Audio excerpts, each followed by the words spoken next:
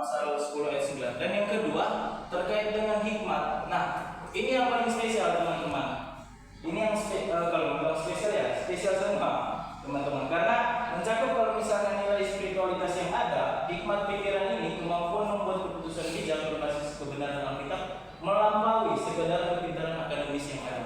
Nah, pertanyaannya begini, ini bisa menjadi pertanyaan. Apa yang membedakan kepemimpinan di dalam sekuler yang saya katakan tadi dengan kepemimpinan yang ada di kekristenan? Ya ini yang membedakannya, kepintaran akademis yang ada. Di sini ditambahkan kalau dalam hal ini sudah dicampur pautkan dengan spiritualitas yang ada. Oleh sebab itu memang perbedaannya kalau kita melihat di slide sebelumnya ini itu sangat berbeda antara kepemimpinan sekuler dan kepemimpinan Kristen.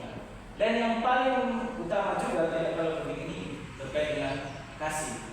Kasih empati mendalam terhadap siswa dan staf bertindak untuk menguatkan orang lain.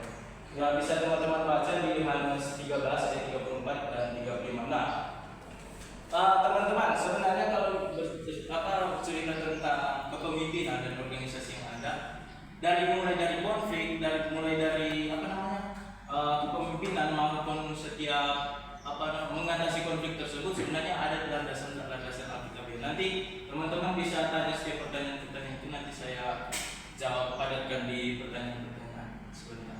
Kita lanjut saja. Nah, pemetaan lanskap tantangan pada masa kini yang menjadi tantangan kepemimpinan Kristen pada masa kini ternyata ini. Ini menurut Oscar Lonto.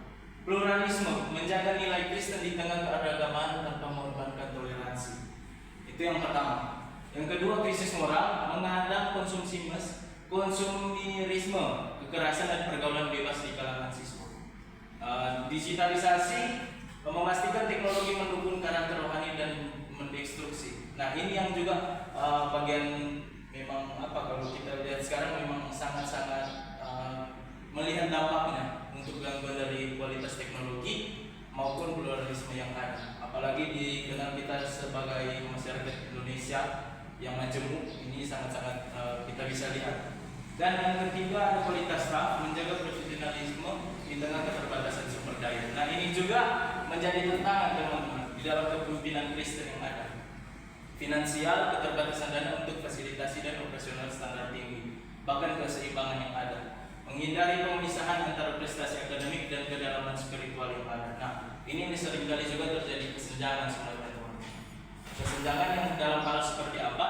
Karena kita melihat prestasi yang ada di dalam akademik itu kurang ditanamkan dalam nilai-nilai spiritualitas yang ada. Kalau kita melihat dari hasil-hasil mungkin prestasi dari teman-teman begitu, adanya prestasi prestasi akademik ini kurangnya kedalaman spiritual yang ada. Itu yang sebenarnya bisa dikatakan menjadi kesenjangan di antara tantangan masa kini di dalam kepemimpinan Kristen yang ada.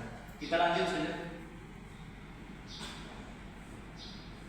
Nah, solusi strategis berbasis kepemimpinan. Krisis moral dan pluralisme ini yang saya katakan tadi, integrasi program pembinaan karakter berbasis Alkitab dan mengedepankan dialog antara agama yang sehat berbalut kasih. Yang kedua, digitalisasi dan keseimbangan, adopsi teknologi yang disengaja sebagai alat pelayanan, digabungkan dengan kegiatan retreat dan doa agar seks dan spiritualitas berjalan paralel. Nah, ini teman-teman juga.